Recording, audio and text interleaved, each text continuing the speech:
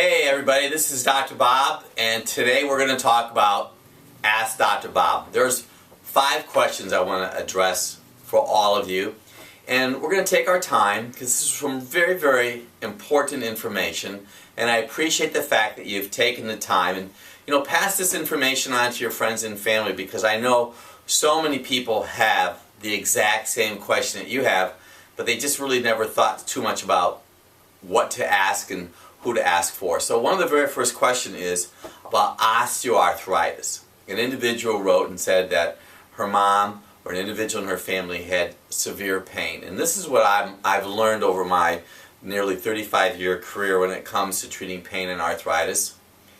Anytime that somebody has joint inflammation, I always look to the liver. I've written several books, and one of my books is on detoxification. And in there we go into great detail about liver health and exactly what you need to do. So if you have joint pain and you have compromised liver function, say, Dr. Bob, how do I know if my liver has been compromised or not? Well, do you have little marks on the side of your face right here, ladies? Do you have varicose veins or spider veins? Do you have little red bumps in your body called cherry hemangiomas? Those are body signals for compromised liver function. See, one of the reasons I talk about Dr. Bob's ABCs is because the beet has something in it called the Wolfsian factor that takes away stiffness. So here's just a couple thoughts. First, you could have a blood test done to check your liver enzymes. If you take any kind of statin drugs can cause liver dysfunction and can also cause joint and muscle pain. Now, if your liver is compromised and your liver enzymes are elevated, like ALT is one enzyme, SGOT, SGPT, that's ALT, SGPT, SGOT, those are just liver enzymes. We talk about those in Dr. Bob's Guide to Detoxification. You really want to work on getting those liver enzymes cleaned up. That's the half apple, 1/3 cup of beets, and 4 or 5 baby carrots every day. A couple other thoughts. If the joint pain migrates, it could be something you're eating that you can be sensitive to. I have noticed a couple thoughts. Nightshades can be a problem for some individuals. If your liver is compromised, nightshades, tomatoes, potatoes, eggplant, and green pepper, they could be an issue for you. Dairy products can cause joint pain. So dairy products can cause joint pain. The nightshades, tomatoes, potatoes, eggplant, and green pepper compromise liver function. In our practice, we use a product called Livitrit, 2 or 3 a day. If you had your gallbladder out, I would encourage you to go to the internet, watch the videos I have on the liver and on detoxification, and get the book, Dr. Bob's Guide to Detoxification. So question number 1, osteoarthritis. I pray that makes a difference for whoever sent that in, and pass this on. The second item I'm going to talk about tonight is the thyroid. In all of our books, especially the male and the female hormone book, we really get into thyroid function.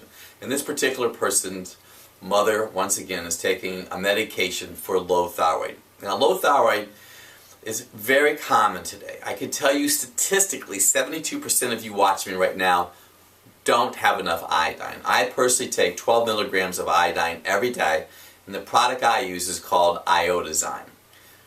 Thyroid function is impaired today because of bromine, fluorine, and chlorine. That means if you took a shower today, chances are you breathed in chlorine toxins.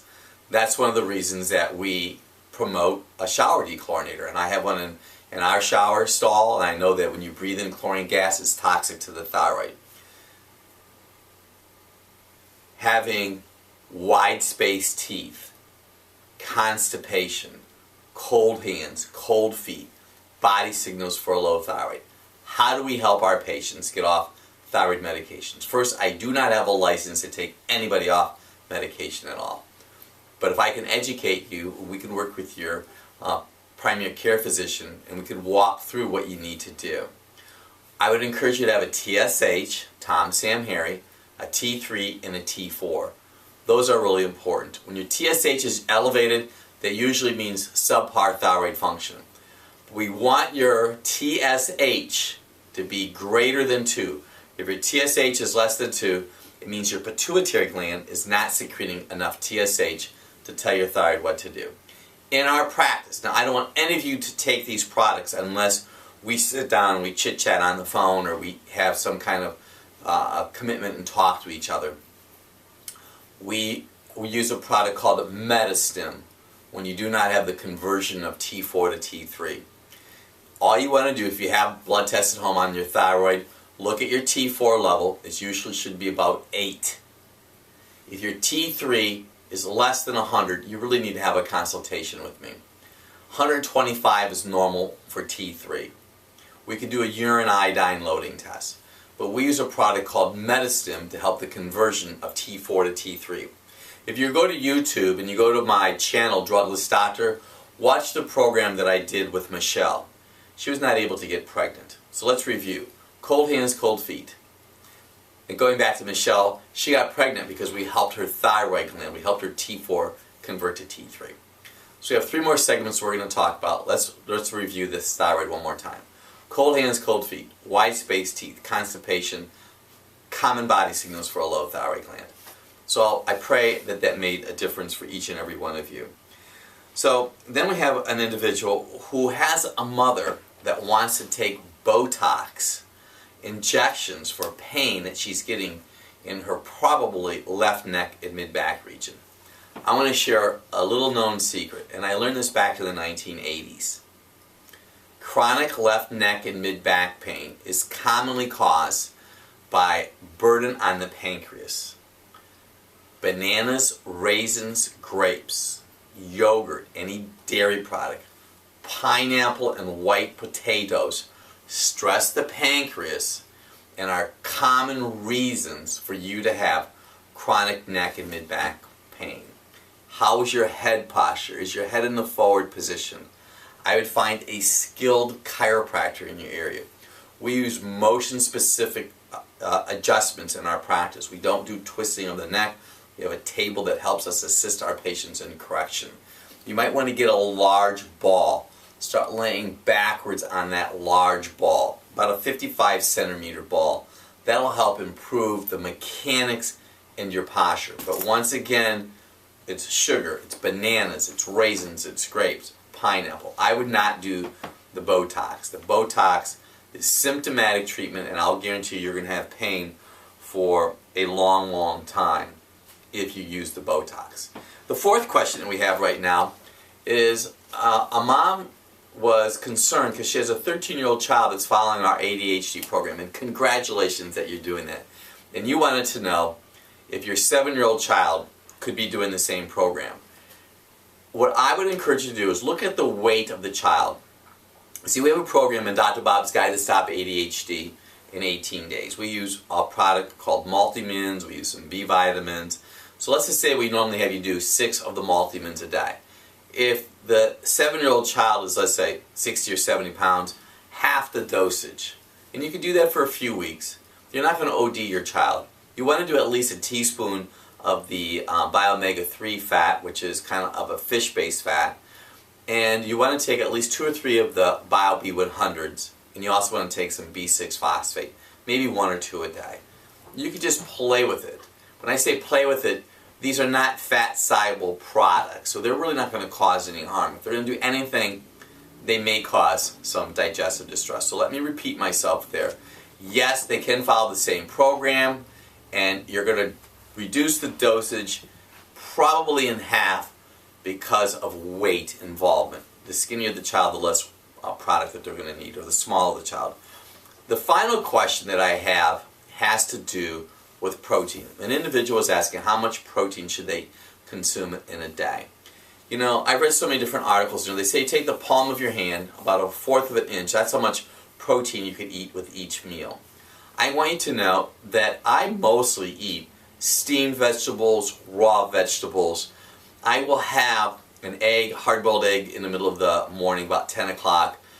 And I always have some kind of protein on my salad, whether it be chicken or turkey. You could grill chicken. In the evening time, I usually have some type of protein with green vegetables. Here's a little rule of thumb that I've learned, and you're going to love this little rule of thumb. If you eat protein and you notice that you're craving sugar 20 minutes or half an hour later, cut back on the amount of protein that you're consuming. If you're blood type O, you really need animal-based protein. Blood type A could probably really get by with vegetable-based proteins. We use a pumpkin powder, a rice powder, and an egg white powder for protein. Here's one last thought. I had someone that did email us in about milk and raw milk. Is raw milk better than pasteurized milk? Well, we don't promote dairy products primarily because they cause pain and inflammation. And we can do a blood spot test with you to find out what your arachidonic acid test levels are. But when I have somebody come in the office and they have pain in their body, joint pain, chronic sinus problem, asthma, and we look at their diet sheet and they're doing yogurt and ice cream and cottage cheese, and I know someone thinking right now is, can I do Greek yogurt? If you're going to do yogurt, do almond milk yogurt. And I know that the coconut flavor tends to be one of the more favorite ones. So we had 5 or 6 questions today. Please pass these on. I know, just go to the internet, go to the Facebook. We'll do our very best to answer as many questions that we can that'll make a difference in your life. Tweet this, Facebook this. We're here to make a difference for you. Go to my website, druglessdoctor.com. Thanks for joining me today. Pass it on. Bye, everybody.